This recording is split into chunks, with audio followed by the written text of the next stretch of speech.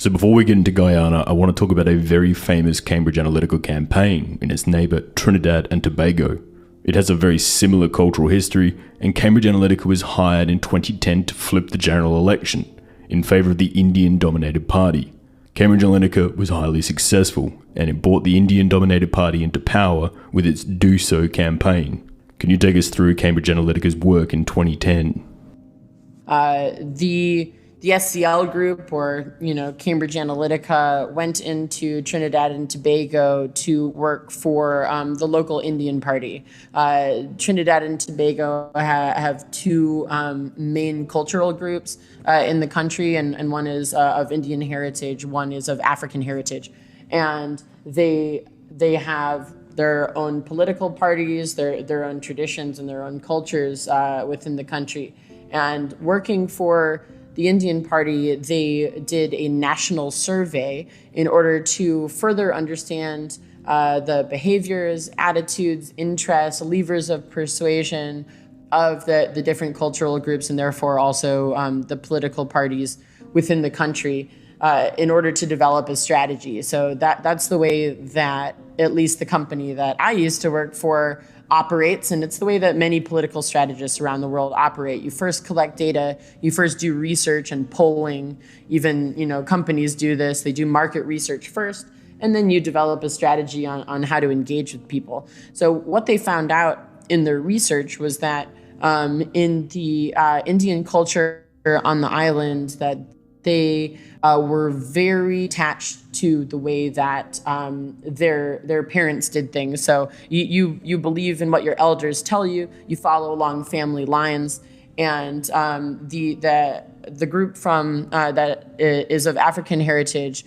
They were more independent, especially the youth, and tended to go out and do their own thing and not have those familial ties and affiliations. So, unfortunately, what this told the political strategists that were working there at the time was that if you were to, for instance, begin a youth movement, that you could convince all of the youth from African origin to go and make their own choice and do their own thing separate from their parents, whereas the youth from Indian origin would do what their parents told them to do.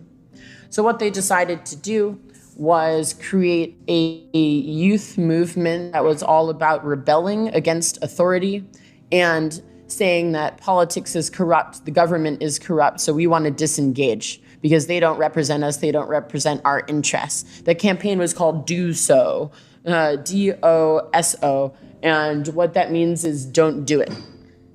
So there was this huge youth movement with song, dance, demonstrations, graffiti, events, rallies, basically a voice for the youth saying we are rebelling against the corrupt government. We don't want to be involved in your corrupt politics.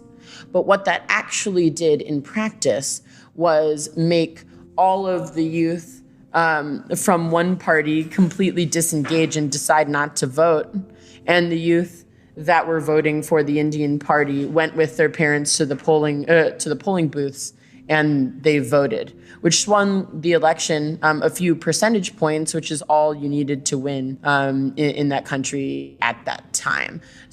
What that actually means is that it was a voter suppression campaign disguised as a youth movement, disguised as a movement for a social change to rebel against a corrupt government. But really, it was just making the youth of a certain party not cast their votes in the election. And that's why these strategies are so complex, they're so dark, and they're so murky. It's very difficult to track and trace what's being done and why, where the money's coming from, and what the actual intention of some of these, kind of wider revolutions or movements or protests actually are intended to do.